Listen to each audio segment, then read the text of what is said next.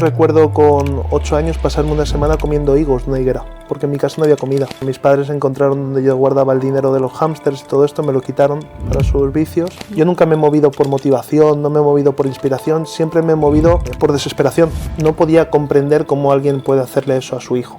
No podía entender por qué me habían traído a la vida. He pasado muchas noches en vela sintiendo mucho miedo, pero al día siguiente siempre ha salido el sol. Solo hay una forma de superar el miedo y es dejando que te atraviese. Para mí, poner emoción en un negocio es poner cáncer en tu negocio. ¿Cómo se sabe lo buen empresario o empresaria que eres? Por cuánto dinero ganan tus empresas. Cuanto más tenía, más vacío me sentía, más cerca veía el nacimiento de mi hija, más lejos me veía de ver un futuro con mi familia. La marca personal que a mí me importa es lo que piensa mi mujer y mi hija. Esa es mi marca personal. El resto es faranduleo. En 2030 todos los negocios se van al sector primario, sobre todo en Europa. Tanto el dinero como el oxígeno son limitados al planeta. Creo que ninguno nos levantamos por la mañana pensando hoy me voy a quedar sin oxígeno. Sin embargo, sí que te levantas pensando en que te vas a quedar sin dinero. Si no consigo automatizar mis empresas, las cierro. ¿Estás loco? ¿Qué vas a hacer con todo lo que has montado? 3, 2, 1.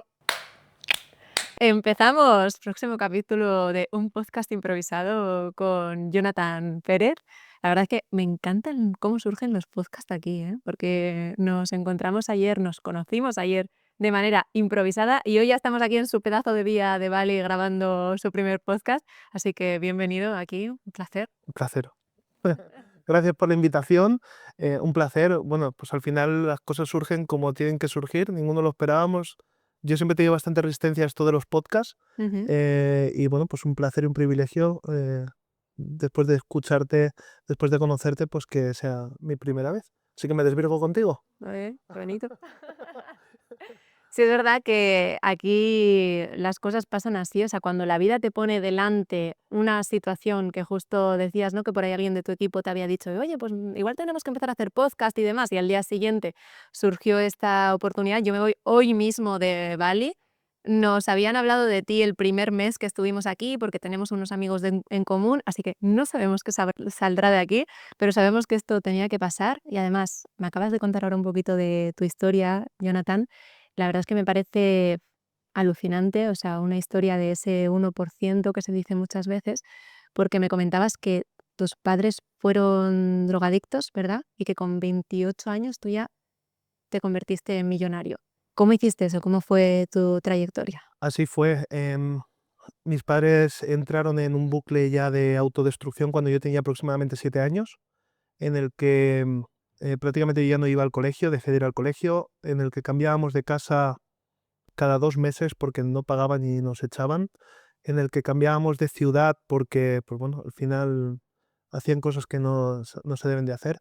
Y yo llegué a una adolescencia muy rebelde, llegando a una adolescencia queriendo llamar la atención y con mucho anhelo de cariño. Y ahí me llevé un gran aprendizaje que fue cuando miré atrás y cuando mi padre murió de SIDA cuando yo tenía 19 años, me di cuenta que llevaba toda la vida culpándolos por cómo me habían criado y por por la infancia que había vivido y después de que tantas noches a la hora de dormir diciéndome a mí mismo una y otra vez entre lágrimas qué había hecho yo para merecerme esto, por qué me pasaba esto a mí.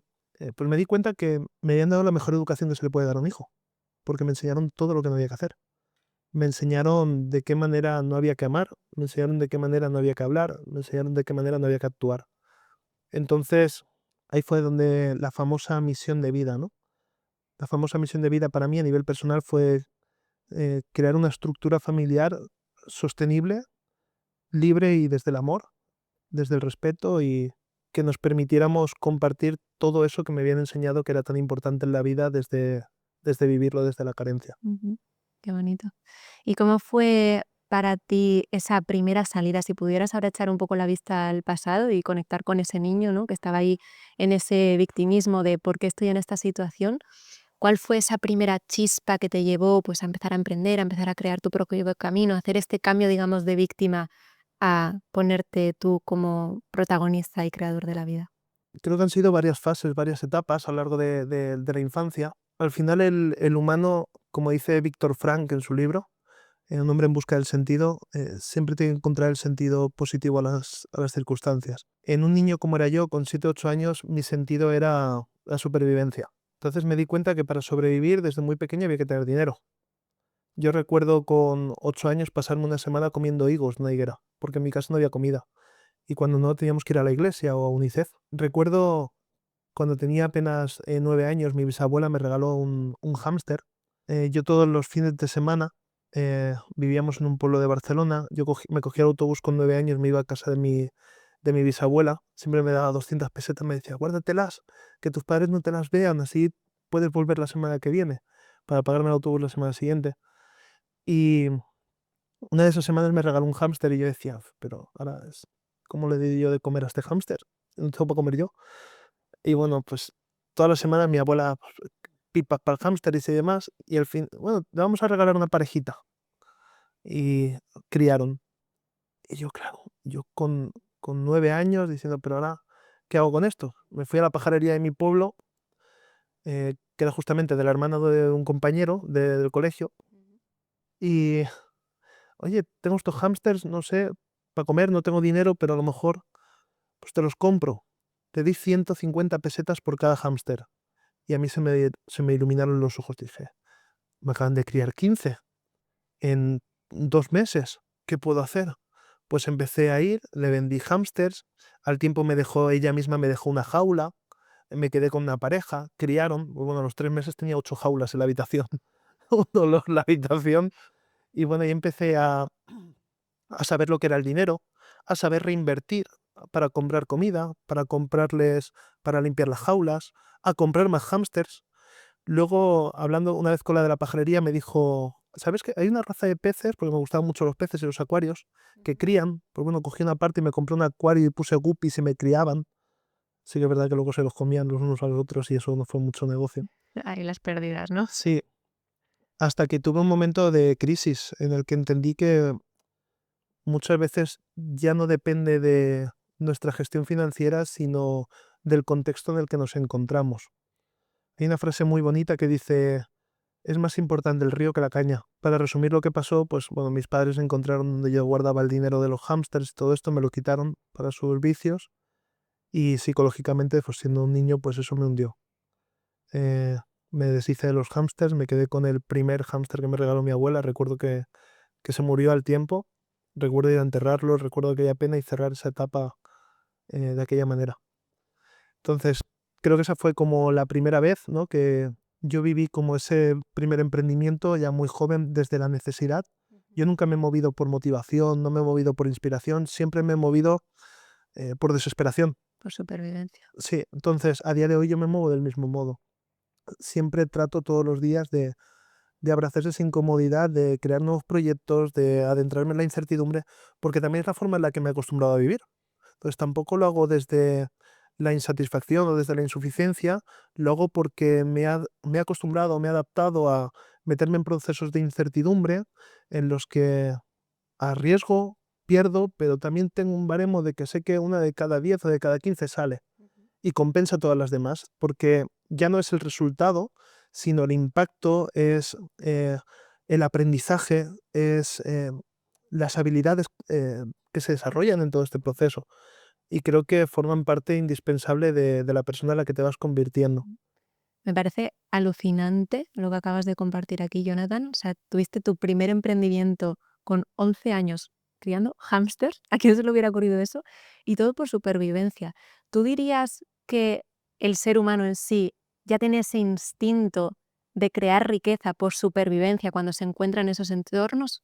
Y que quizá por eso ahora buscas en meterte tú mismo en esos entornos, porque sabes que internamente tienes esa capacidad para resurgir, para resolucionar conflictos, para tirar para adelante con lo que toca y al final eso nos lleva a crear riqueza. Creo que depende de la interpretación que tengas acerca del miedo. Ujú. Creo que hay gente que el miedo lo potencia, lo hace en formato ataque, hay otros que los bloquea y otros que los hace huir. Entonces creo que depende más de la interpretación que tengas acerca del miedo que del miedo en sí mismo. Ujú. Voy a intentar bajar esto a tierra. Yo el miedo me lo tomo como un reto, porque no ha habido miedo que haya acabado conmigo. Entonces he tenido muchas noches, he pasado muchas noches en vela sintiendo mucho miedo, pero al día siguiente siempre ha salido el sol. Entonces creo que solo hay una forma de superar el miedo y es dejando que te atraviese. Entonces cuando siento miedo le digo, vale, mátame, mátame. y veo que no cambia absolutamente nada. O sea, es la interpretación que yo estoy la interpretación que yo estoy dando a una situación que estoy viviendo. De ahí creo que el miedo es un maravilloso potenciador y creo que es el cóctel perfecto que fragua los mejores resultados, los mejores éxitos, las mejores habilidades. eh, Creo que es la coronación del éxito. Entonces, a nivel personal. A nivel empresarial, pues es luego una puta mierda. Pero a nivel personal, creo que superar ese miedo ya te da esa certeza y esa seguridad de que has subido un escaloncito más. Ujú. Creo que, Alimentas esa valentía, ¿no? correcto, sí, al final, para mí es la definición de valentía. No es no tener miedo, es hacerlas a pesar de él. Ujú. Entonces, creo que eso al final te da una resiliencia, te da una constancia, te da una consistencia, que te das cuenta que no importa lo que ocurra frente a ti, sino más el sentido que le das. Y el sentido de superar un miedo para mí es encontrarme. ¿Y en qué momento te encontraste después de que tus padres te robaron el dinero de tu primer emprendimiento? ¿Se te murieron todos los hámsters? En esa situación de quiebre, ¿en qué momento justo te encontraste y luego cómo seguiste adelante? Pues siempre al principio lo he vivido con mucha pena, con mucha rabia, con mucha indignación, con mucha humillación. Creo que han tenido que ser muchas las roturas que he vivido a lo largo de mi vida para al final poder reinterpretar todo esto, porque muchas veces repetimos patrones y no nos damos cuenta y el humano dicen que es el único animal que choca dos veces con la misma piedra. Ujú. Y cuando ya te cansas de cogerle cariño a la piedra, pues creo que al final es la forma en la que dices, ostras, es que he repetido esto 10.000 veces. Llegar a un punto en el de infligirme dolor físico a mi mente, a mí mismo, para sacar el dolor que tenía en mi mente. No podía comprender cómo alguien puede hacerle eso a su hijo. No podía entender por qué me habían traído a la vida. No podía entender, entonces, mucha culpa, mucha rabia reprimida, mucha ira, que bueno, al final, pues, con mucho trabajo interno, pues, logré recontextualizar y dar gracias precisamente por todo eso. Ujú. Es que es una pasada ver el punto en el que estás ahora y la trayectoria que traes, ¿eh? O sea, la capacidad que tiene una persona de transformarse, de después de haber crecido en un entorno que, como tú compartías, ¿verdad? Quizá te enseñaron a cómo no amar, todo lo que no hay que hacer en la vida, y ahora verte aquí con una familia maravillosa, con Lorena, con Aura, habiendo construido una familia. Yo veo que también en tu negocio, porque estamos aquí rodeados de su equipo, igual luego se puede hacer ahí una escena. Y incluso en los negocios también, ¿no? Me compartías que has hecho aquí un retiro ahora con la gente con la que trabajas y demás, o sea, que la transformación ha sido increíble. Me gustaría que nos contaras un poco, Jonathan, cómo fue para ti ese cambio, que entiendo que la adolescencia, pues, fue complicada, ¿no? Pero luego, ¿cómo empezaste ya a crear emprendimientos que implicaran este amor también por las personas? Porque sé que has hecho también muchos negocios para ayudar a negocios físicos a crecer, con mucha empatía, con mucha conexión. ¿Qué te llevó a hacer este cambio de switch? Salir de, pues, también de esta culpa y de este resentimiento y empezar a ser tú el que daba este amor al mundo. Han sido diferentes fases, diferentes momentos. Yo me hice una promesa a mí mismo. Yo trabajaba en un taller en Castellón y mi padre llevaba 15 días ya ingresado en el hospital de Bellvitge en Barcelona. Ujú.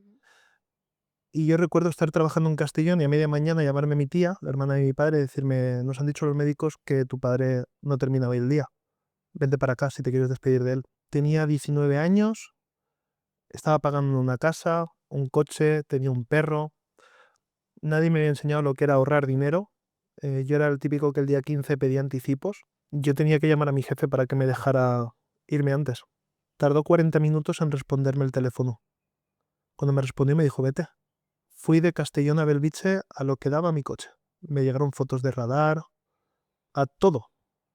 Y mientras yo aparcaba, mi padre murió. No me despedí de él.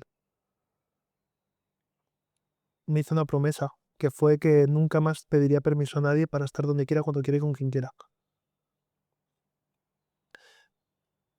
Y le di las gracias por ello. Porque si me hubiese podido despedir, a lo mejor no me hubiese quedado con aquel regalo que me dejó.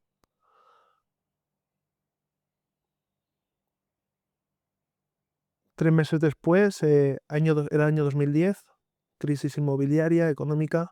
En mi puesto éramos dos y me echaron a mí. La empresa por la que tenía miedo que me echaran 3 meses después era un número. Y dije, pues esta es mi oportunidad. En un trayecto de 40 minutos desde el trabajo hasta mi casa, plena crisis, donde en mi contexto no había trabajo en ningún sitio, toda la crisis, pasé por delante de un restaurante, era mediodía, me dio olor a barbacoa, giré la cabeza y vi todo el parking de ese restaurante, BMWs, Mercedes, y dije, "Ey, aquí hay dinero. Todo el mundo me dice que no hay dinero, pero aquí hay". Y en los próximos 30 minutos hasta que llegué a mi casa dije, bueno, no me puedo montar un restaurante porque tengo un cheque de 1.600 euros, estoy pagando una casa, estoy pagando un coche y tengo dinero para pasar los próximos 20 días. ¿Qué puedo hacer con este dinero para montar un negocio? Porque no me van a dar trabajo en ningún sitio, porque no hay trabajo. Pues tal y como llegué, me fui a ver a un amigo, su padre tenía 2 restaurantes. Quiero hablar con tu padre. Oye, en tu restaurante, ¿qué es lo que hacéis? Pues mira, hacemos esto, tal. ¿Y qué es lo que pedís? ¿Producto perecedero? No, producto no perecedero. Sí. Pues bueno, 3 días después me había comprado un ordenador de estos pequeñitos, eh, había mirado por internet desde un locutorio, bodegas de España, vinos, cavas, quesos, jamones, vinagre. Alquilé un parking de estos cerrados, 50 euros al mes. A la semana ya estaba con un PDF yendo por todos los bares, todos los restaurantes vendiendo. Y claro, sabía que pagaba 30 días. Pues tenía 30 días para... Y ahí empecé la rueda, Ujú. ¿Y qué es lo que les vendías? vinos, Vino, quesos, sí. sí, monté una empresa distribuidora, Ujú. me hice autónomo y a darle caña. Viví de ello 1 año y medio, eh, seguía sin saber ahorrar, miraba solo por mi bolsillo, autónomo que cambia tiempo por dinero, 20 años, 21 años tenía ya. em, me rearruiné. Me rearruiné de dinero a Hacienda, dinero a la Seguridad Social, malos hábitos por mi parte que seguía arrastrando de mi adolescencia. Llegaba el fin de semana y me perdía la cabeza. em, Impagos de gente que cerraba y me dejaban dinero de ver. Y claro, yo tenía un margen comercial muy pequeñito, yo solo, al año y medio completamente arruinado. eh, Mis abuelos, más bien mi abuelo, por su forma de ser y de actuar, no vales para nada, búscate la vida. Me quedé literalmente en la calle, tuve que vender el coche, tuve que regalar a mi perro, la chica con la que estaba me dejó, y buscándome la vida para el fin de semana, ir a cambiar unas tejas haciendo de paleta, me caí con la bicicleta, me rompí el escafoides y el cúbito. Entonces, claro, con una muñequera encima, no, me sentía inválido y me acogió un amigo en el sofá de su casa. Estuve allí 8 o 9 meses durmiendo con él, hasta que me quedé con una mochila y 35 euros en mi bolsillo. Y dije, voy a casa de mi tía a Barcelona y a ver si allí por lo menos pruebo suerte. En el trayecto de donde yo vivía a Barcelona, paro en Benicarló, que es para coger otro tren, y allí echando currículums, un amigo me dice, hay un taller que trabaja muy bien, yo estudio electromecánica.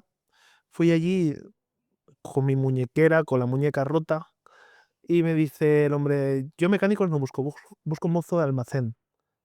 Y yo le dije, "Mira, te voy a ser honesto, yo no conozco o sea, yo no he trabajado nunca de mozo de almacén, pero te propongo un trato. Trabajo una semana gratis.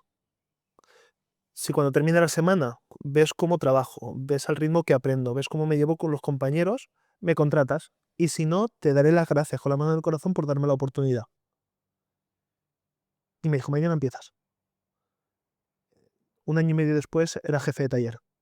Y cuando había llegado a ese punto más alto de esa empresa, 40 trabajadores a mi cargo, coordinando todo el taller, había pasado por todas las áreas, por todos los departamentos, ascendiendo súper rápido, generando liderazgo, equipos, aumentando la facturación promedio de la empresa. Digo, ¿ahora es esto todos los días de mi vida? Ahí fue cuando dije, creo que ha llegado el momento de montarme mi propio taller. Seguía con esa ilusión de ganar mucho dinero, esa sensación de éxito, porque cuanto más ganaba, más sentía que merecía cariño. Justo te iba a preguntar que a ver de dónde venía esa inquietud de querer siempre emprender. ¿Lo tenías vinculado a eso? Pues Sí, yo no recibí nunca cariño directo de mis padres. Para mí el modelo de referencia fue mi abuelo. Y mi abuelo vales por lo que generas. Si tienes buenos resultados en tu negocio, eres merecedor de cariño, afecto y amor. Y si no, no vales para nada. Entonces yo aprendí que la forma de recibir cariño era a través de los resultados que generaba. Perfecto. Pues voy a generar muchos resultados y voy a ser digno de recibir amor. Justo, pues un poquito como lo del podcast. Digo, voy a hacer algo más. A la semana siguiente, en el pueblo de al lado de donde yo vivía, un taller en traspaso. 45.000 euros de traspaso. Yo, que el día 10 pedí anticipos. Voy a mis abuelos. Oye, ¿me podéis avalar para un préstamo? ¿Podéis dejarme? Tú no vales para nada. Déjate de hostias. Tienes un trabajo en el que ganas bien. Tienes tu coche, tienes tu casa otra vez. Ya te has arruinado una vez. Déjate de hostias y sigue con lo que estás haciendo. Vale. Me voy a mis amigos. Oye, entre todos, sabemos, si estamos igual que tú. Déjate de hostias. Vale. Y dije, lo estoy enfocando mal. No tengo que pedir dinero. Tengo que vender una visión. Así que cambié mi comunicación. Y en lugar de pedir dinero, porque cuando tienes éxito, es muy fácil decirle a la gente que tienes a tu alrededor, confía en mí, dame dinero. Es muy fácil. Pero cuando no tienes resultados, cuando no tienes logros, cuando solo tienes deudas, ¿quién va a confiar en ti para darte dinero? No lo van a recuperar. Es lo normal. Entonces dije, pues en lugar de pedir dinero, voy a vender una visión. Voy a vender unas participaciones de lo que va a ser la nueva empresa del sitio. Pues a la primera persona al que se lo dije fue a la madre de mi exnovia. Ya era exnovia, pero tenía buena relación con ella. Tengo buena relación con ella. Porque fue la única persona que confió en mí en aquel momento. Yo le conté esta visión y ella me dijo, Jonathan, yo confío en ti. Yo te conozco muy bien. Para mí fue como una, voy a decir que fue como una madre. Me dio techo, me dio comida, nunca me juzgó, me dio cariño. Y me dijo, para mí eres como un hijo más y yo te voy a apoyar. Una mujer que se dedica a trabajar en el campo y a limpiar escaleras. 45.000 euros. Pues la forma de ayudarme fue rehipotecando su casa y apalancándose en un crédito ICO para devolver 50.000 euros en un año. O su casa a subasta. Pues digo, si esta mujer confía en mí, así en mí, yo no le voy a fallar. Ujú. Que esto es como te presta esa confianza, ¿no? En realidad no te está prestando dinero. Está prestando esa confianza, cediendo también esa confianza Absolutamente. sobre su casa, en este caso. Pasó el primer año, devolvimos el crédito, lanzamos segundo año, aumento crédito ya con mi propia empresa, Ujú. pasamos de comunidad de bienes a una SL, empezamos a crecer, segundo año hicimos como 500.000 euros y así empezamos a crecer muy fuerte, convertimos la empresa en una empresa de 7 cifras, un taller, hasta que llegó la pandemia. Cuando llegó la pandemia, todos se echaban atrás, todos daban un paso atrás. Y yo me froté las manos. Y dije, este es mi momento. Eh, Llamé al banco, ¿estáis dando préstamos de ayuda a los autónomos? Sí. ¿Cuánto quieres? ¿Cuánto me das? Dame todo lo que puedas darme. Pues pasé de un taller en el que tenía 6 trabajadores a montar 7 centros en diferentes localidades, empezar una empresa de red de alquiler de vehículos a nivel nacional, España, empezar a exportación e importación de vehículos, taller de chapa y pintura, 3 compraventas, 2 lavaderos. En 2019, 2020, millonario. Antes de terminar ese año, mi mujer embarazada. ¿Vale? Estoy trabajando 14, 15 horas al día fuera de mi casa.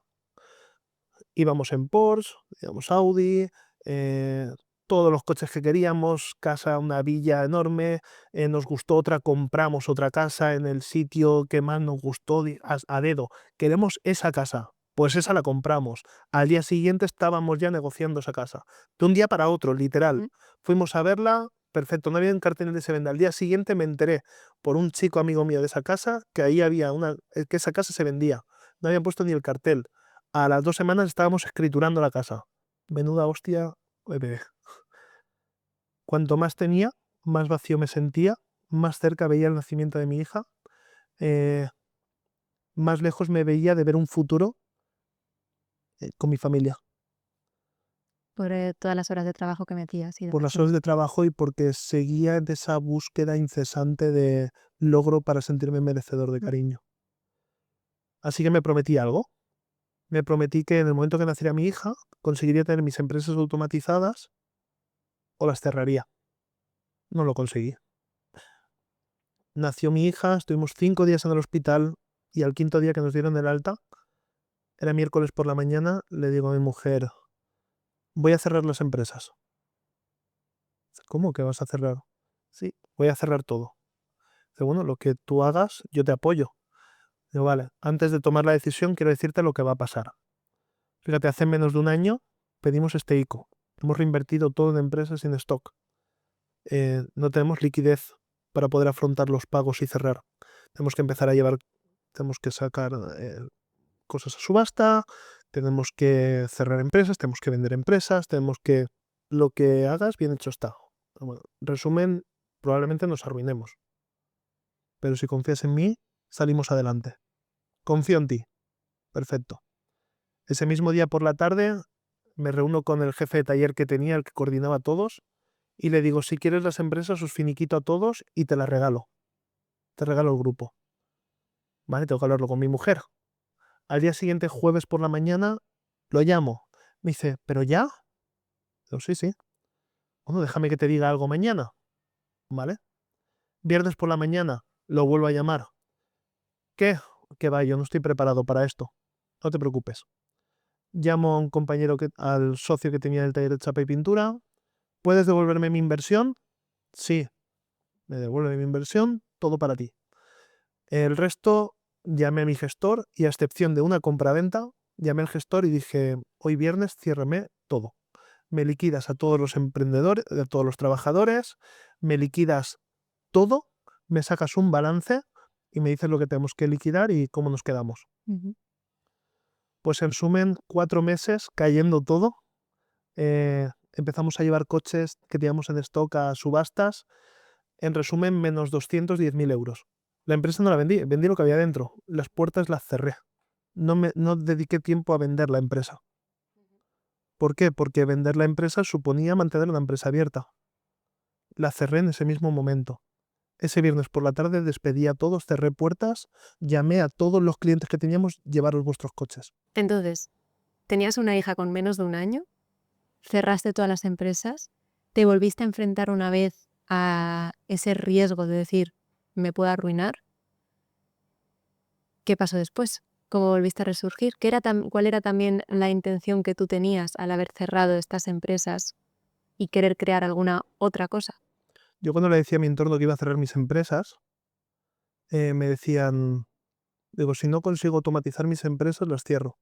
¿Estás loco? ¿Qué vas a hacer con todo lo que has montado? Vas a perder todo lo que has conseguido. Y yo les decía, no, voy a ganar 15 horas al día. Yo me obsesioné con la lectura. Yo trabajaba 14 horas al día, pero leía 2 libros por día también. Había días en los que empalmaba los días sin dormir. Obsesionado a nivel Dios. No había día en el que no me leyera 2 o 3 libros. De hecho, tengo un récord de 14 libros en un día leídos, con una metodología de lectura rápida, aprendizaje acelerado, y mi cabeza se convirtió en un cóctel de conocimiento. Entendí cómo funcionaba el dinero, entendí cómo hacer dinero, entendí cómo encontrarme yo, descubrí mis mayores dramas, mis mayores traumas.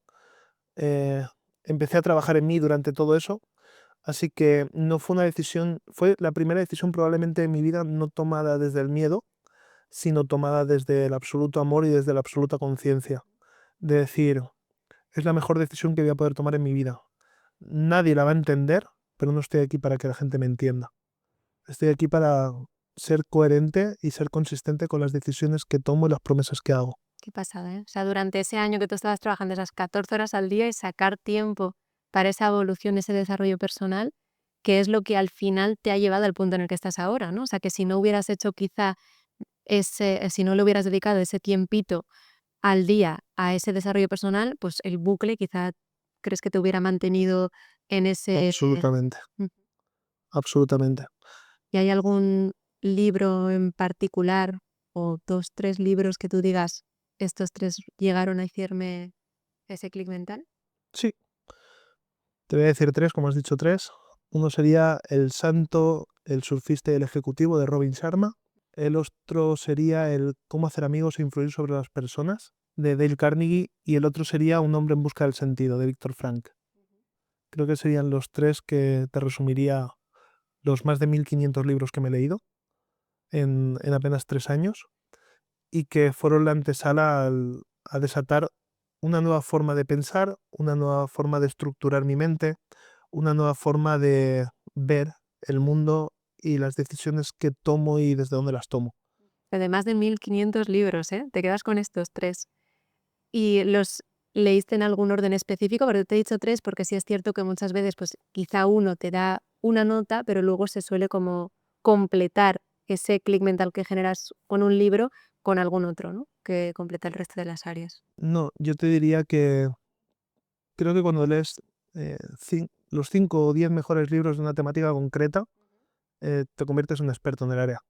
Te voy a poner un ejemplo. Yo no tenía ni idea de marketing y cuando decidí cerrar mis empresas dije, creo que tengo que entrar en la parte de marketing. Había leído mucho desarrollo personal, espiritualidad, hice una certificación en coaching PNL y psicoterapia em, y dije, voy a agendar con una agencia de marketing a ver qué me proponen y a ver de qué manera podemos lanzar un primer producto digital. Em, yo no tenía ni idea y por el miedo a ver qué me dicen, a ver qué no me dicen, no tengo dinero para poder jugármela y perderlo y que no, pues me metí en Amazon, filtré por los 5 mejores libros de marketing digital que habían posicionados, pedí los 5, me los leí el día de antes de la reunión, los 5 seguiditos, y cuando llegué a la reunión no contraté porque me di cuenta que sabía yo más que ellos. Entonces, ahí fue cuando empecé a desarrollar, me di cuenta de la capacidad de conocimiento de cómo esta empresa está ganando esto y me acabo de dar cuenta que la estrategia que yo les he presentado para desarrollar el proyecto o la idea que yo tenía tiene infinitamente más visión y más viabilidad que la que ellos me habían propuesto a mí, además dicho por ellos. ¡Ostras! ¡Qué bueno, Jonathan! Pues me parece que esto es lo más indicado. Claro, digo, si yo que soy un ignorante en esto, ya estoy dejando huella en gente que es experta y que está viviendo de esto, ¿qué no podré hacer? Así que, bueno, eso me dio mucha seguridad para seguir adelante. Escribí mi primer libro en 24 horas, está publicado en Amazon. ¿Cómo se llama? ¿Cómo trascender a un genio? Trascender a un genio. Sí. Con ese título, ¿nos puedes adelantar algo más? Nada, fue una época de transición en la que ahora lo leo y no me identifico nada con ese libro. Puede pasar. Veo ese libro a años luz de donde me encuentro ahora. Más fue como el punto de reinicio. Un Jonathan, voy a decir joven, con 32 años, con ganas de un nuevo mundo abierto a sus ojos, una nueva forma de vivir. Comprendí que eh, al tomar las decisiones con amor, veo que me alineo más con la naturaleza y voy a matizar esto. Todas las decisiones que tomo siempre intento que vayan muy vinculadas a qué haría un pájaro o qué haría una flor, qué haría. eh, Hay una metáfora que dice que los pájaros no cantan para ellos, cantan para los demás. Las flores no huelen para ellas, huelen para el resto. El sol no calienta para él, calienta para las personas, para el resto. Y claro, dije, si yo soy naturaleza, el cometido de la vida, el propósito de la naturaleza de esta es dar.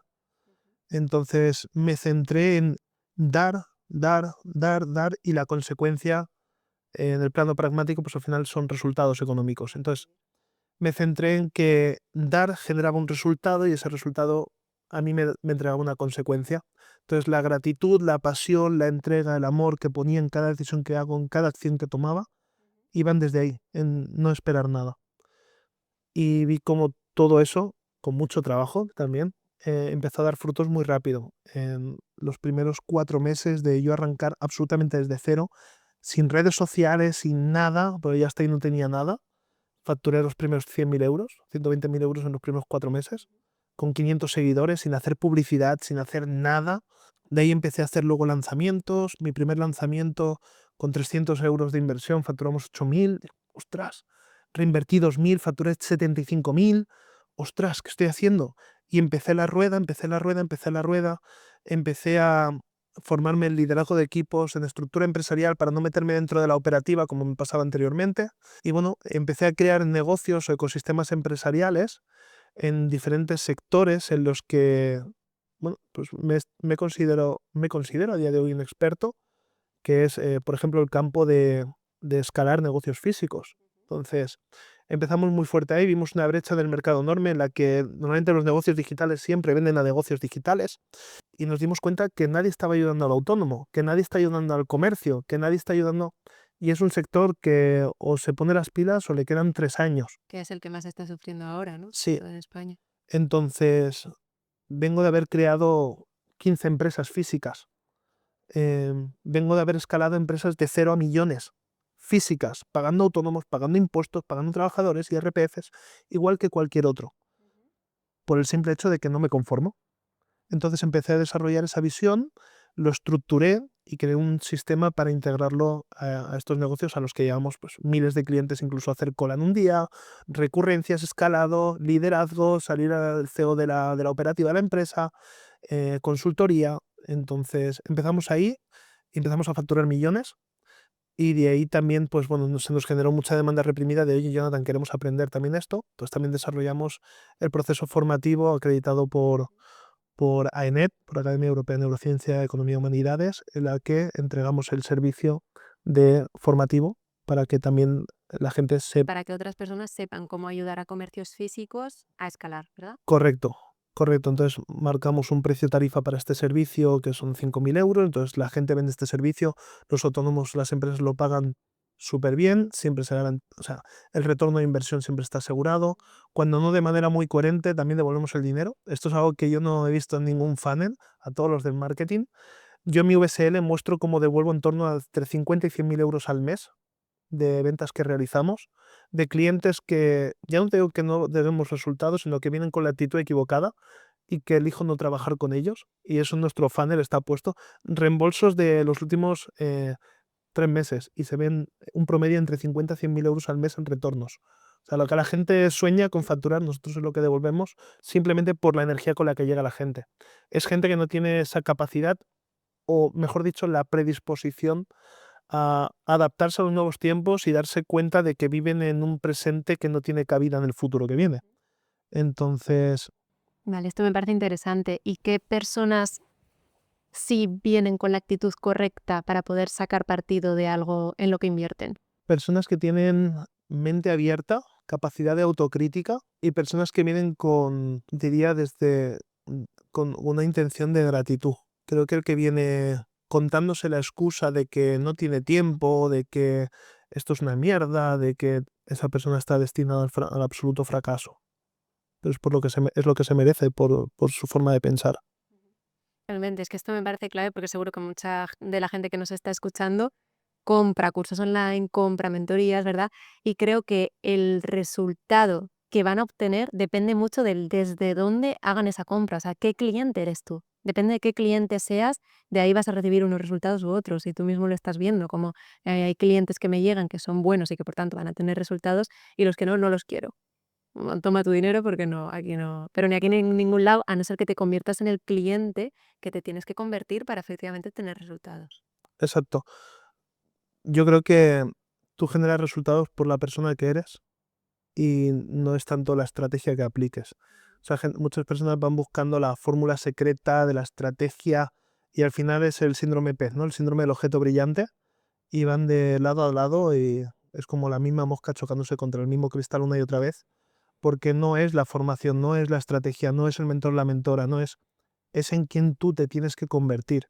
Y creo que es tan simple como el clic que yo hice de dejar de buscar ese afecto en lo que lograba y empezar a amarme y empezar a dar eso que sentía que me faltaba. Cuanto más das eso que sientes que te falta, más abundante te sientes y por lo tanto más en paz tomas cada decisión del día. Total, justo lo hablábamos ayer, ¿verdad? Ujú. Como al final este método, este paso a paso es un 1%, pero luego el cómo lo ejecutas, a ese mismo sistema lo pueden tener 1.000 millones de personas. Pero tú eres único. Entonces, la manera en la que tú vayas a aplicarlo te va a dar unos resultados únicos y ya diferenciales a tu compañero de al lado que está aplicando el mismo paso a paso, ¿verdad? absolutamente. Me comentabas también, Jonathan, que recientemente has hecho aquí un retiro con tus clientes. ¿Nos puedes contar un poco cuál es el punto en el que están ahora tus negocios y cómo llevas también esto que acabas de compartir, esta transformación personal a las personas que trabajan ahora contigo?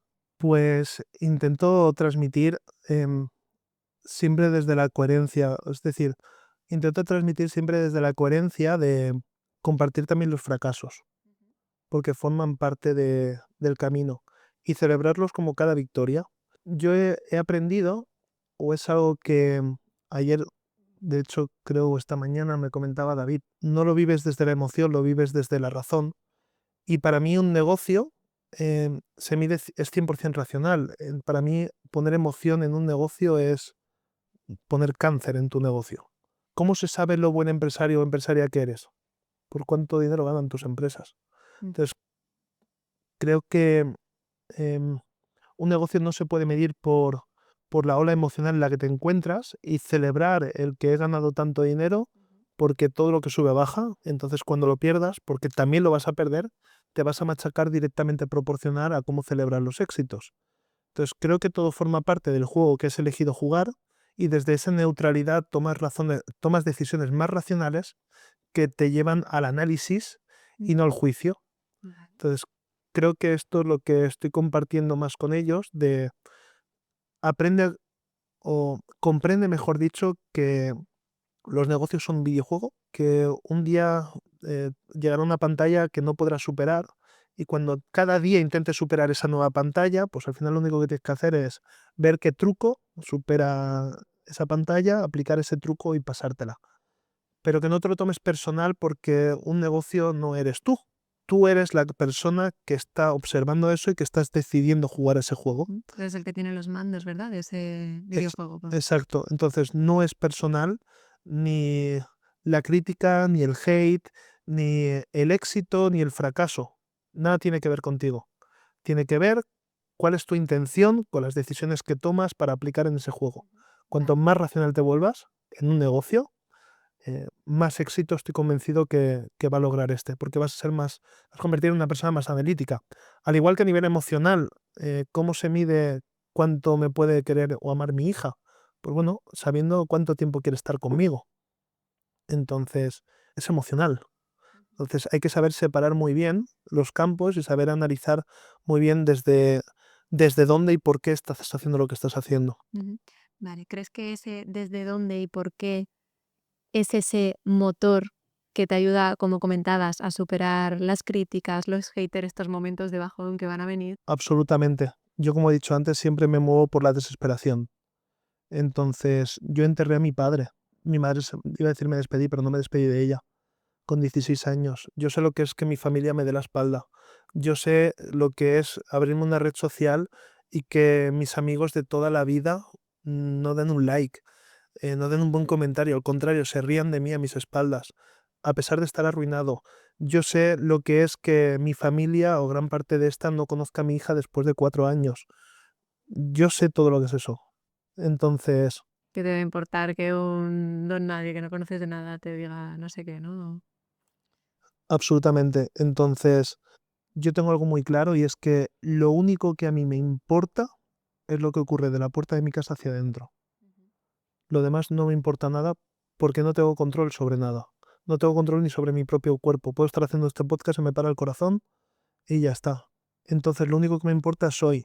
No me importa la estrategia de mañana. No me importa la semana que viene. No me importa lo que tengo que hacer hoy a las 3 de la tarde. Me importa esto. Lo demás me da igual. No tiene cabida en este presente.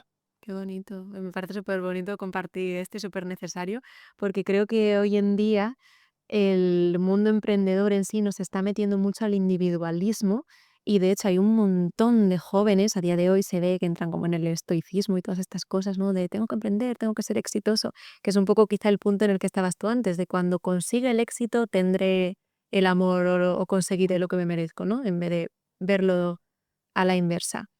¿Qué consejo le darías a esta gente que está tan por y para el emprendimiento, viendo que su vida es uno con ello? con la visión que tienes ahora, de decir, para mí el éxito ha sido construir esta familia y es lo más importante que tengo, y el negocio es este videojuego en el que yo me entretengo y que me da lo que necesito pues para luego disfrutar de esta vida. Si tienes un negocio que te hace sufrir, no es sostenible en el tiempo. Si tienes un negocio que depende de que mostrar tu cara en redes sociales, es un pasatiempo. Si tienes un negocio que no te ves haciendo dentro de 25 años, porque todos aspiramos a convertirnos en millonarios dentro de 2 años, pero si no pasa, ¿estás dispuesto a hacer lo mismo el resto de tu vida para tener un plato sobre la mesa? Creo que hay un millón de formas de ganar dinero de forma ética. La gente se preocupa demasiado por el dinero porque no tiene la habilidad de hacerlo y porque no tiene fe o no tiene consistencia o no tiene visión en la abundancia que tiene este, ¿no? Si me pongo un poquito espiritual, em, tanto el dinero como el oxígeno son limitados al planeta. Y creo que ninguno nos levantamos por la mañana pensando, hoy me voy a quedar sin oxígeno. Sin embargo, sí que te levantas pensando en que te vas a quedar sin dinero cuando no te lo acabarías ni en 15 vidas, todo el dinero del mundo. Al igual que no te acabarías todo el oxígeno por más que respiraras. Entonces, creo que al final es tener esa visión de tener esa plena certeza y esa fe de que la vida te sostiene y de que no hay que confundir el vivir de lo que te apasiona con hacer siempre lo que te gusta, porque vas a tener que hacer cosas que no te van a gustar todos los días además. Creo que se forma parte de ese proceso de incomodidad constante dentro de un negocio, pero que el éxito no sea un reflejo de lo que pone en tu cuenta bancaria, sino de qué dirán de ti o cómo te recordarán el día en el que no estés. Entonces, si yo tuviera que definir lo que es para mí el éxito, para mí el éxito es que mi hija quiera estar conmigo, que mi mujer siga mirándome como lo hace y que yo cada día que me tumbe en la cama por la noche me duerma en menos de un minuto. Clave ese descanso, ¿verdad? Como muchas veces cuando nos metemos a la cama, ahí el cuerpo nos chiva, el termostato en el que estamos. Entiendo que si comentas esto es porque en algún momento de tu vida también has tenido ese termostato un poco desvinculado y quizá el sueño, la familia te ha demostrado que efectivamente no era por ahí, te marcaba el camino. Sí, he pasado muchas noches sin dormir. Cuando tengo em, un contexto negativo, cuando escucho un juicio o una crítica, em, tengo claro que solo yo conozco el sabor de mis lágrimas. Entonces, esas noches en soledad, llorando toda la noche, con los mocos por la barbilla, sintiendo esa desesperación de vacío interna, es algo que no me va a quitar nadie y que esa es la misma fuerza que a día de hoy me permite levantarme cada mañana, em, mantenerme consistente, mantenerme en esa línea y sabiendo que la vida merece mucho la alegría. Qué potente. Por volver a tratar de empatizar con la gente que nos está viendo, o al menos pues el concepto general que ahora, al menos a nivel español, nos está inculcando el marketing y todo esto, has dicho una cosa muy poderosa, que es que lo que va a quedar, la marca que tú vas a dejar va a ser lo que quede de ti cuando mueras, ¿verdad? Y ahora se habla mucho también de toda esta marca personal y demás, y comentabas por ahí también, si tú tienes un negocio que depende de que tú aparezcas en redes, estás siendo dependiente, ¿no? No tienes un negocio de verdad. Entonces, quería preguntarte, Jonathan, ¿qué es para ti tener un negocio y qué es para ti la marca personal, que hoy en día está tan de moda? Para mí tener un negocio es poder proveer a la gente que amo. Punto. Para mí la marca personal, esto no sé si va a gustar a la gente, pero es lo que pienso. Es, en la mayoría de los casos, no voy a decir el 100% porque no conozco a toda la gente que hace marca personal, pero al final es mostrar al mundo tu mejor cara, lo que quieres que la gente vea de ti, para al final generar un intercambio de pertenencia por dinero.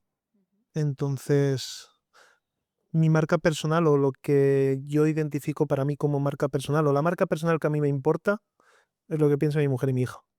Esa es mi marca personal. El resto es faranduleo de mostrar lo que la gente identifica como éxito, que la mayoría es gente vacía, inexistente, incoherente, que no me transmite nada. Totalmente. Hay una frase que me gusta mucho y es que la gente trata de demostrar cuando realmente no se cree lo que es, ¿no? O sea, normalmente eres mucho menos de lo que tratas de demostrar, pero vales muchísimo más de lo que te crees. Sí, yo esa frase la tengo como diciendo, no puedes ser Leo Messi ni Cristiano Ronaldo, pero puedes ser quien eres, que es infinitamente más de lo que te imaginas. Total. Yo creo que aquí están saliendo claves interesantes para todos los que estén escuchando esto. O sea, súper agradecida de haberte encontrado, Jonathan, la verdad. Igualmente. Me gustaría ahora que nos contases un poco tu momento actual, después de toda la historia que has pasado. Ahora mismo, ¿a qué te dedicas? ¿Qué negocios tienes en marcha? Que me decías por ahí que tienes más de uno. Ujú. Tengo empresa en Estados Unidos, tengo empresa en Dubái, ahora diré de qué, tengo empresa en España, tengo porcentajes de empresas en Argentina. Tanto en Estados Unidos como en Dubái, tengo un grupo empresarial vinculado a la parte de marketing digital. Resido en Dubái a día de hoy, aunque viajo mucho por el mundo. En España tengo una empresa de asesoramiento financiero, gestoría laboral, fiscal, con un socio. En Argentina tengo participaciones en una hamburguesería, de hamburguesas, ¿Cómo se llega a eso? contactos, contactos y, bueno, y actuar desde una visión de inversión. Inversión y creación de protocolos y procesos de automatización. Ya Vale. está. O sea, tú conociste, entiendo, al dueño de la hamburguesería, ¿verdad? Y ahí llegasteis a algún El acuerdo. dueño de la hamburguesería formaba parte del equipo, entonces vio todo lo que estábamos haciendo con negocios físicos y dijo, voy a montar un negocio físico. O sea, fíjate, es todo lo antagónico a lo que la gente busca. Vale. Pero vimos lo que hacemos bien hecho es ganar mucho dinero en negocios físicos. Entonces, él dijo, estoy en el negocio digital, gano mucho dinero, pero es que esto es otra puerta de entrada de dinero enorme. Voy a montar esto. Yo he aprendido todo esto de ti. ¿Quieres formar parte? Vamos a por ello. Increíble. Sí. ¿En qué parte de Argentina? En Rosario. En Rosario tenemos ahí Royal Si pasamos por ahí, vamos a la hamburguesería. hecho. Luego en Castellón, en España, junto con otro socio, nada, un chico que conozco de toda la vida. Tenemos una empresa de asesoramiento financiero, gestoría laboral, gestoría fiscal, y esto empezó como una empresa que íbamos a comprar. Al final no cerramos el negocio de la compra de aquella empresa, pero como al hacer el estudio de la empresa, ver los balances, ver todo, pues dijimos, oye, si ya hemos hecho el estudio de mercado, si ya sabemos todo, pues montamos nuestra empresa desde cero. Y mira, justo ahora en diciembre, hace un año que empezamos, y es una empresa que cerrará ya su primer año por encima del 1.000.000. Entonces también fantástico. Y luego la empresa con la que yo arranqué a nivel digital, que es Atomic Training Group, que es la que lidera o gestiona todo el grupo. Hemos llegado a ser más de 150 personas, generando desde procesos de llave en mano para implementar la estrategia de Local Buster que hemos llamado a negocios físicos para, pues, llevar oleadas de personas, automatizar, delegar, optimizar la parte financiera, porque al final, como tenemos todas las áreas dentro del grupo, pues podemos tocar todo dentro de un negocio. Y por otro lado, pues la parte formativa, que la lanzamos hace apenas unos 4 o 5 meses, que fue por la demanda reprimida que tuvimos de gente que, Jonathan, queremos aprender esto, desde negocios físicos, que dice, si es que si me lo implementas, al final acabo dependiendo de tu implementación, yo quiero aprenderlo. Gente que llegó del negocio digital, que, que sí, que no, que sí, que no, que sí, que no, y es que tenemos aproximadamente en este momento 200 casos de éxito documentados, todos facturando más de 20.000 al mes, entre 20 y 400.000 euros mensuales. Hemos trabajado con referentes como Jesús Onrubia, Javier Rodríguez, Luis García.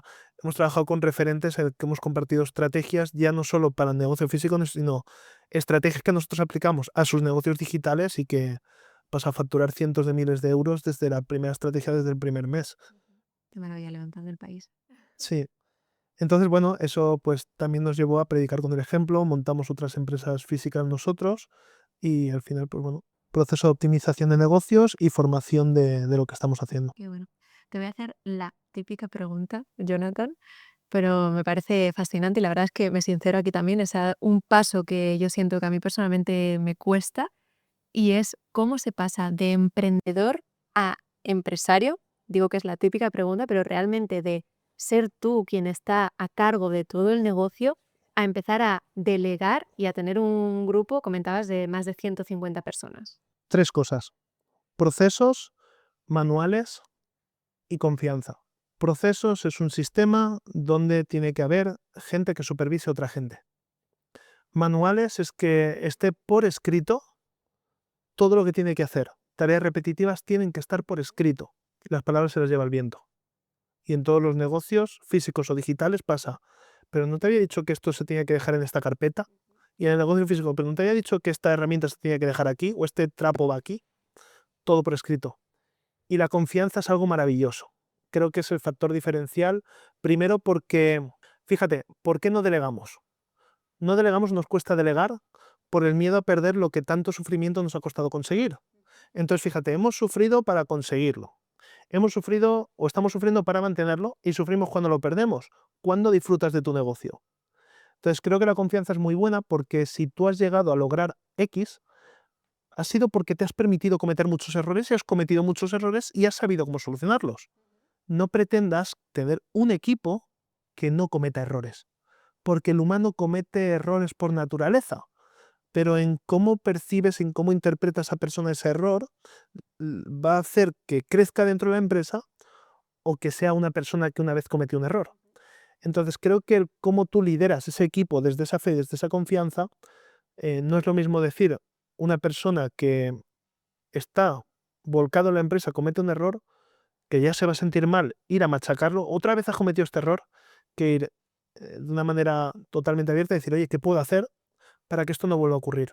Porque cuando ocurre esto, la persona que viene por detrás le ocurre esto. Entonces, entiende que estás en un puesto que es muy importante para la empresa. Tienes una responsabilidad muy grande. Y esta responsabilidad tan grande que tienes, la tienes porque confío en ti. ¿Qué puedo hacer para que esto no vuelva a pasar? Se genera una deuda moral. La persona está sintiendo que contribuye, se está sintiendo querida, está generando un nuevo conocimiento, está contribuyendo, o sea, está cubriendo sus 6 necesidades básicas y desde ahí se genera una mayor pertenencia, necesidad básica también, dentro de la empresa. Entonces, la gente ya empieza a formar parte de tu branding de marca. Entonces, creo que ahí es Se donde... sienten parte de la empresa, ¿no? Cuando Exacto, empiezan a hablar en plural también, nosotros, mi empresa. eso es. Mm. Entonces, ya forman parte de este movimiento donde ya no solo están por dinero, sino también pues por obra social que podemos hacer. Hacemos donativos, hacemos comedores sociales, incluso al propio equipo pues también tenemos detalles muy buenos. Ahora hemos mandado a la directora de servicio con sus hijos a Disneyland París. eh, entonces, siempre intentamos como reinvertir un 10% de todo el capital, tanto en acciones que mejoren la calidad de las personas como en equipo interno que sé que se lo merece y que lo necesita. Basada es que te veo hablar ahora desde una posición en la que ve eso como con tanta facilidad, ¿no? Que al final estamos hablando de la gestión de 150 personas, no, a esta la mando aquí y hago que se vaya de viaje, luego vamos a aquí invertir esto otro, gestiono los conflictos de esta manera. Si tú ahora pudieras mirar al Jonathan que empezó su primer emprendimiento, ya no me voy a ir tan lejos como con los hámsters, ¿no? Pero sí que cuando empezaste aquel primer centro de mecánica, Ujú. tú solo ahí entiendo que empezarías con ello. ¿Qué le dirías? Pues sinceramente no le diría nada, porque creo que todo lo que ha vivido ha sido perfecto para que hoy esté este Jonathan. Entonces simplemente le diría, sigue que lo estás haciendo genial.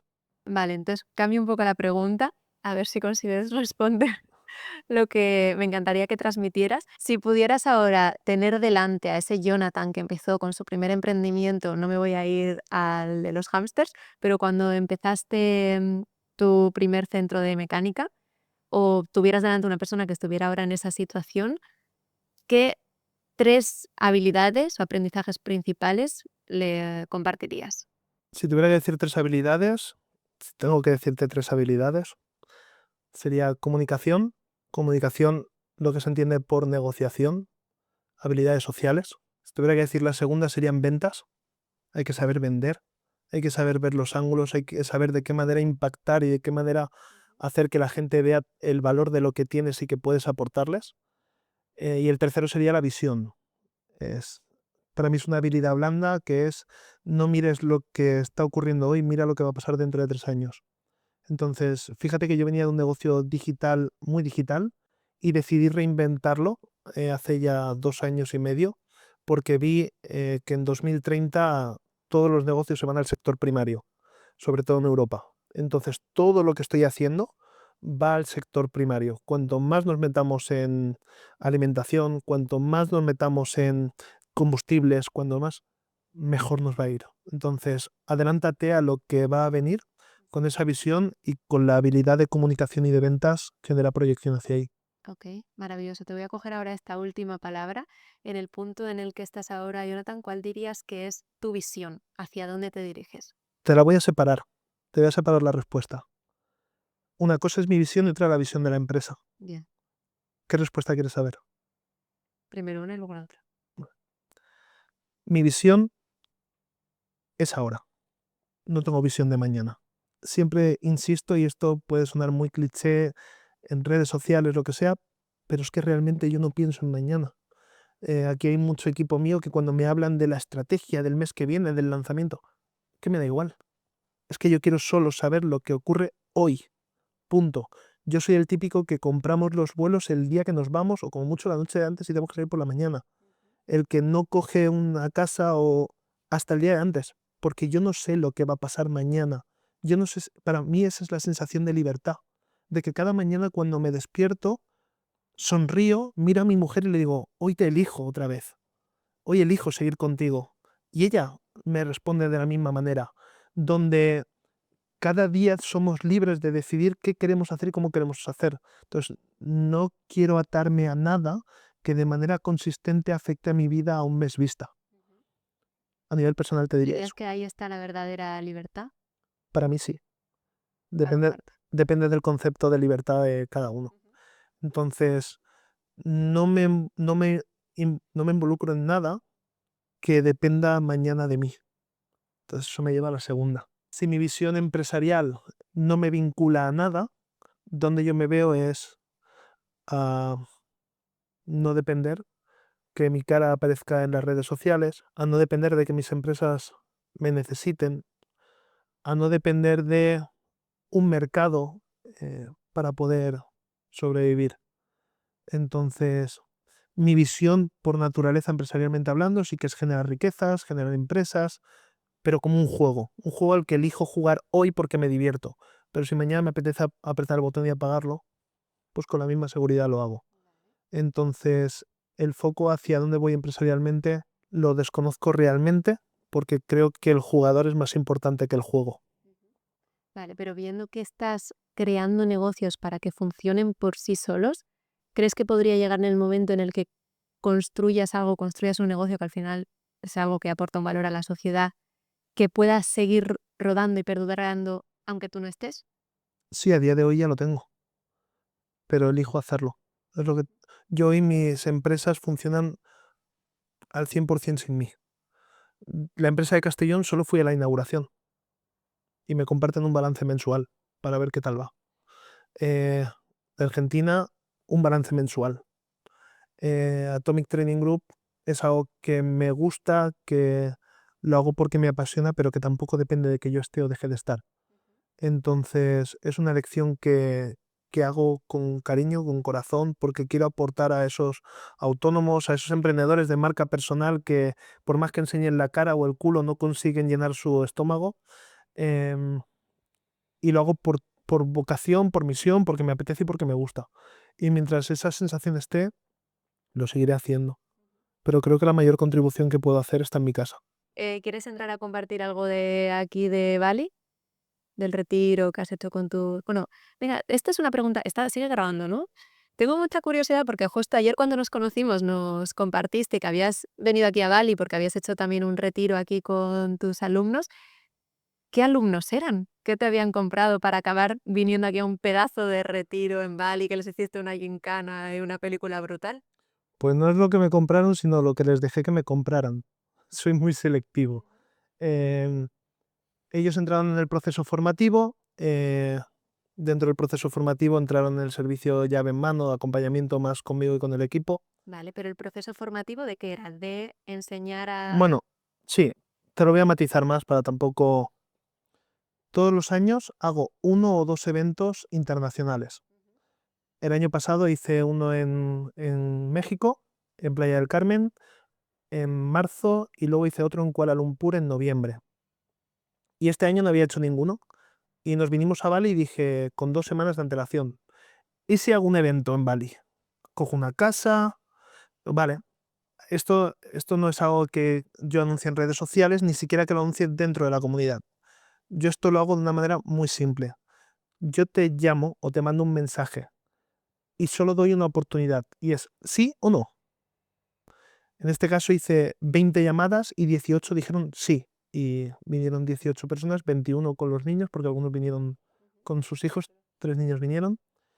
Y formamos un grupo, vinieron aquí y, bueno, fue una forma de compartir con ellos. Por las mañanas hacíamos, bueno, visitas a lugares en Bali, más turismo, más pues lo que es mi estilo de vida, y por la tarde pues más trabajo, donde hacemos mentoría, consultoría de manera individual y en formato mastermind, ¿no? Donde unos le podían aportar a otros y todos entre uno. Y entre medias realizamos una gincana. Me inventé a todos los seleccionados para venir en el evento presencial que hice en Madrid hace 2 meses. Los subí al escenario y les entregué un cupón dorado que ponía un número. Ese número les dije que no lo podían perder. Entonces tenían su cupón dorado que no podían perder porque era como la fábrica de chocolate para cuando llegaran Entrada, ¿no? a Bali, era la entrada. Llegaron a Bali, llegaron con todo el jet lag y me inventé un personaje que era el capitán Bacelli. Un capitán que llegó a la isla de Bali a enterrar su tesoro, pero que aquí vio a los niños estudiando bajo el sol, bajo la lluvia, que eso enterneció su corazón y que comprendió que el tesoro no tenía que pertenecerle a él, tenía que pertenecer a la gente o a los niños que querían una mejor educación y querían más calidad de vida. Entonces enterró su tesoro aquí, dibujó el mapa, lo cortó en 8 fragmentos y los escondió por la villa en la que estábamos para que un grupo de personas de corazón noble lo encontraran y dieran vida a su legado. Pues bueno, estuvieron 48 horas sin dormir porque les puse una hora límite para encontrar los pedazos de mapa. Los encontraron sobre el último minuto, ya acortándoles el sitio. Cada uno con una pista, con una adivinanza, tenían que encontrar, algunos más fáciles, otros más difíciles. Y sobre el último minuto encontraron el mapa, juntamos las piezas del mapa que luego tuvieron que calentar porque del mapa salían unas coordenadas. Al día siguiente nos fuimos a esas coordenadas. Era un colegio, que es un colegio fundado por una ONG, eh, se llama Torrevieja, da, da educación a más de 300 niños al día, más de 150 con ciertos, ciertas deficiencias o necesidades, apoyo especial. Han puesto autobuses para familias que no pueden desplazarse, que no tienen la forma de desplazarse. Han comprado 7 barcos de pesca para la gente del pueblo para que puedan salir a pescar y poder comer. Les han dado cerdos, les han dado gallinas, les han dado de todo. Y las coordenadas llegaron allí. Allí pues leí una carta del capitán Bacelli donde esta gente de corazón noble debía comprender que el tesoro no está enterrado bajo la tierra, sino está en sus corazones. Porque al final el mejor tesoro no es el que encuentras, sino en el que tú te conviertes. Ahí les explicaron toda la dinámica de cómo funcionaba el colegio y que habían donativos en el que podías comprar un ladrillo por 12 euros el ladrillo. Y pues bueno, ponían tu nombre en el ladrillo, pues al final construían paredes, ¿no?, para el colegio, porque está justo al lado de unos arrozales y entran cobras en el colegio. Entonces, claro, puede ser. Y están ahí construyendo pues con los donativos que van haciendo. El caso es que en cuanto esto ocurrió, todos se lanzaron a comprar ladrillos. Y luego construimos un par de paredes. Casualmente, justo debajo de esos ladrillos había otra carta. Y esa carta decía que a todos los que habían volcado su corazón ahí sin esperar nada a cambio, había un verdadero tesoro enterrado. Entonces había otras coordenadas, los llevaban a 20 minutos de ese colegio, y tenían 15 minutos, o 30 minutos, perdón, para encontrar ese tesoro una vez llegaran a la ubicación. Empezaron a buscar La ubicación que era un descampado, ¿no? un descampado completo, en medio de la selva, un descampado, y todos por allí buscando, hasta que encontraron una marca del suelo, empezaron a escarbar y dentro había una caja fuerte. Una caja fuerte que tenían que poner 8 dígitos en orden en 15 minutos. Eran los dígitos del cupón que se les había entregado En Madrid. en Madrid y que todos tenían que llevar. Y el orden de las palabras era Bacelli pasado a número. Con otra adivinanza tuvieron que adivinarlo. Lo adivinaron cuando les quedaban 3 minutos. Abrieron y dentro, el tesoro, eran las escrituras de esas tierras. Wow. Entonces les regalé su parcela en Bali. Increíble. Qué pasada, ¿eh? La aventura. ¿Y qué podría hacer una persona que nos está viendo si quisiera venirse a tu próximo encuentro, a uno de estos viajes? Pues creo que la clave es ser una persona de corazón noble. Una persona en la que no se pone excusas. Una persona que sabe lo que es y que desde ahí da. Una persona coherente. Una persona que contribuye.